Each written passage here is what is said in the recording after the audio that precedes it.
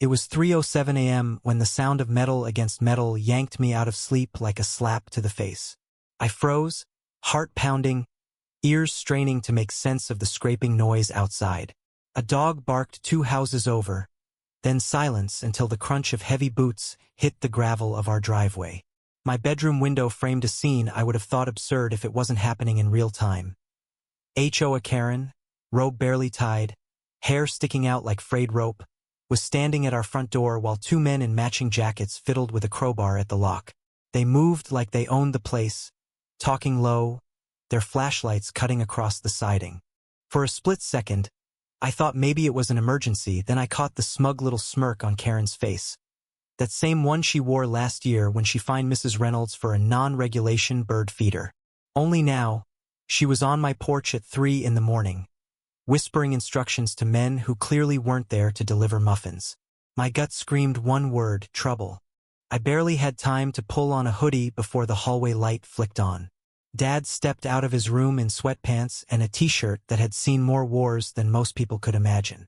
He didn't speak at first, just looked at me, then passed me to the front door. The muffled clink of the crowbar echoed through the stillness. That's when he reached into his nightstand, pulled out his old lighter, and fished a cigar from the top drawer.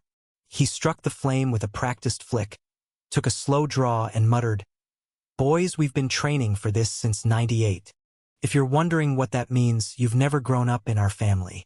My dad, retired Army Ranger, had raised us with drills most people would call insane, but we called Tuesday night. Lockdown practice, defensive positioning, silent hand signals in the dark said it was just in case. Turns out, just in case had arrived wearing a floral robe and HOA authority like a crown. By the time I got to the living room, my older brother Luke was already sliding into place near the front window, phone in one hand, an aluminum bat in the other. My younger brother, Matt, disappeared toward the back door, was our flanker. Always had been. Outside, Karen was hissing at the men to hurry before he wakes up. Which, I admit, almost made me laugh. Too late for that, sweetheart.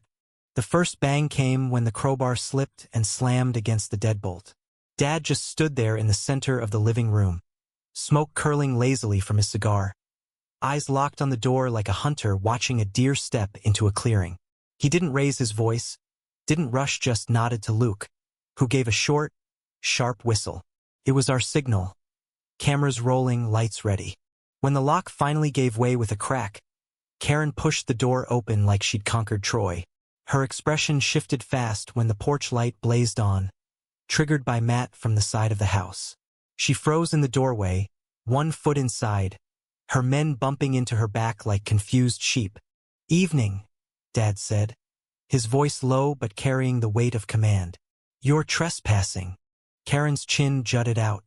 "We're executing an emergency HOA inspection. This property is in violation of—" Luke stepped forward, phone screen glowing. "Fake HOA, no legal authority. You're on private property without consent." Also, he angled the phone so the recording caught all 3 of them. "Smile for the camera. Police love this kind of evidence." One of the men mumbled something about leaving, but Karen shushed him, eyes darting toward my dad. "You can't stop us. We have rights under community." Dad took a step closer, ash from his cigar dropping onto the welcome mat. "I've seen this act before. You're not the HOA, you're a couple of petty thieves in matching windbreakers, and you picked the wrong house." He didn't shout, but every syllable landed like a hammer. That's when the twist drop sirens in the distance. Matt had looped the 911 call through the county sheriff's private line. And the responding officer, Sheriff Grant himself, Dad's old unit buddy from the service. Karen's eyes widened just enough to crack her facade. She turned, as if she could melt into the darkness, but the patrol car's headlights swept across the yard, catching her and her crew mid-step.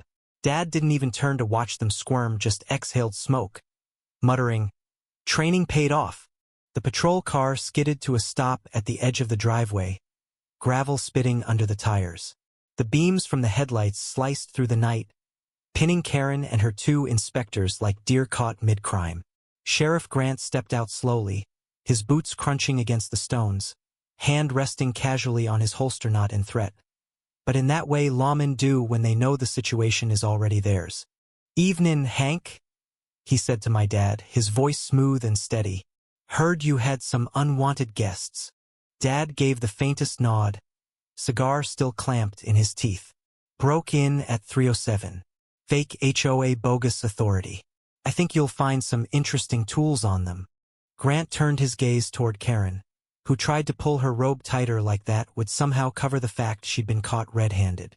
"Ma'am, I don't recall seeing your name on any official HOA registry for this county, and I'm the one who signs those forms."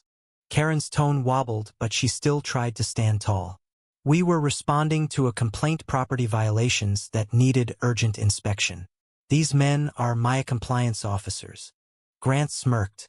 "Compliance officers don't use crowbars to check flower beds." He waved a flashlight toward the tools the men were clutching. "Drop 'em. Now." The clang of steel hitting gravel was almost musical. Luke stepped forward, holding his phone out so the sheriff could see the recording from the moment they breached the door. Grant whistled low. "Crystal clear. This'll go great with the body cam footage."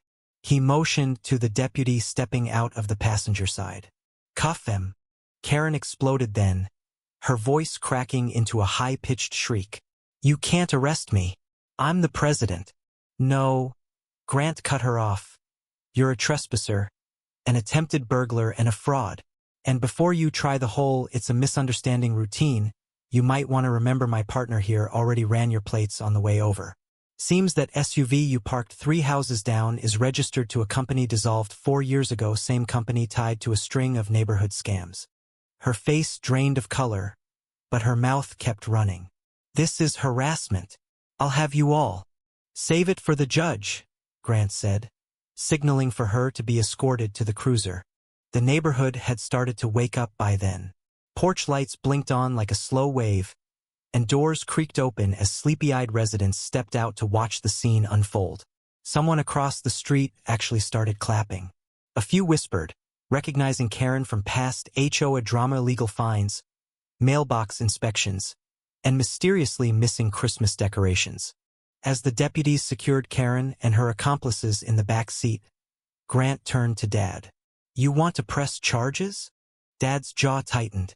"Every single one the DA will take. And I'll be filing for a protective order against her setting foot anywhere near this property." Grant gave a satisfied nod. "We'll tack on impersonating an officer of the HOA. 2 state statute covers that under fraud." Karen must have realized the hole she was in because she started wailing from the back of the cruiser. "This is a setup. He planned this." Dad actually chuckled at that, exhaling smoke into the cool air. "Planned for this since '98, sweetheart." The next week, the story was everywhere: local news, neighborhood Facebook groups, even the regional paper ran a headline. "Fake HOA sting catches trespassers in midnight break-in." The video Luke had recorded went viral in 2 days. People loved the calm, calculated way Dad handled it, how he never raised his voice, just let the trespassers walk into their own trap. The court hearings came fast. Karen's lawyers tried to spin it as a misunderstood inspection. But the footage, the tools, and the fact her so-called officers had prior burglary charges killed that defense before it left the ground. By the second hearing, the judge was openly annoyed with her interruptions, warning her twice for outbursts. The verdict: guilty on all counts: trespassing, attempted burglary, fraud, and criminal impersonation. Karen got 18 months, her 2 accomplices slightly longer due to priors. The judge also slapped her with a 10-year ban from holding any HOA or neighborhood leadership position. The neighborhood was different after that. People started talking to each other more, organizing actual community events without fear of bogus fines or harassment. The fake HOA dissolved into a cautionary tale parents told their kids about greed and arrogance. And Dad? He never bragged, never gloated. The only thing he said when people asked was, "Train for the worst, and it's never the worst when it happens." But I did catch him one afternoon on the porch, cigar in hand, watching the sunset with the faintest smile. Some folks call it luck. I call it being ready when trouble thinks you're sleeping. So now I'll ask you, was Dad right to set the trap and wait them out, or should he have acted sooner? What would you have done?